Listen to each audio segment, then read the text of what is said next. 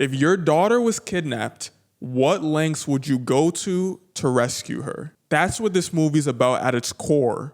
But when you zoom out, it asks its audience, what is the cost of being a rebel? How do you deal with being a victim of your parents' mistakes? And existentially demonstrates the beauty of experimenting in the art of film. This is a movie that had a budget over $100 million, which that alone is enough to be considered a blockbuster.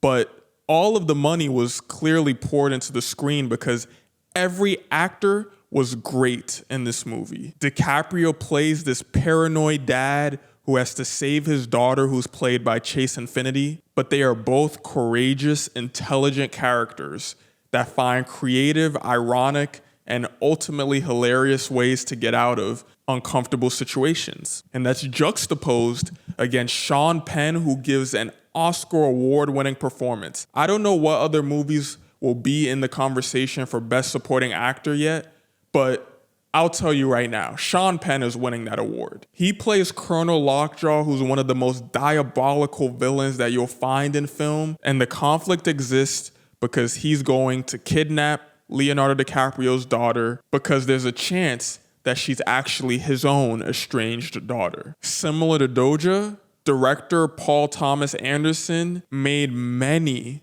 individual stylistic decisions that not everyone is going to love.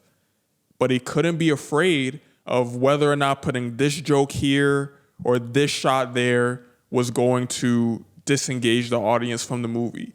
He had to believe wholeheartedly that the decision that he's making is for the best of his vision. And the actors had to be right there with him in their belief. There are some heavy political subject matters that are touched in this film, and they are done in a satirical way. But do I think this movie is going to move the culture? In this case, yes.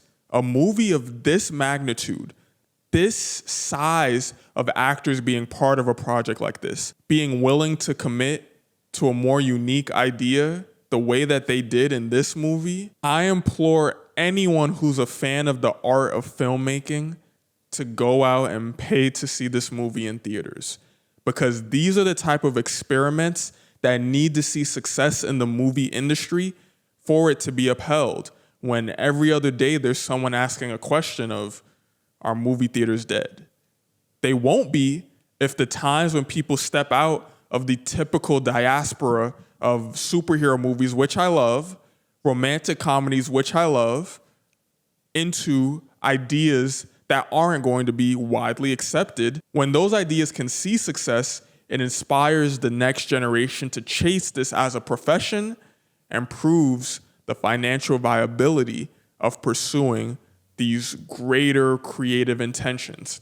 That even leaks into the more popular films when we see someone like a James Gunn wanting to handle Superman with a more delicate touch around humanizing him and making that movie feel more like a film about a man struggling to be Superman versus just going to the movie to see Superman beat up bad guys. The same decision that took Batman from being a colorful, ironic, satirical character to being a serious Bruce Wayne story that is told in the Dark Knight series, where we fall in love with not just the fact that he's Batman, but the fact that Bruce Wayne chasing justice in his city is rising above these obstacles that feel like things people can relate to.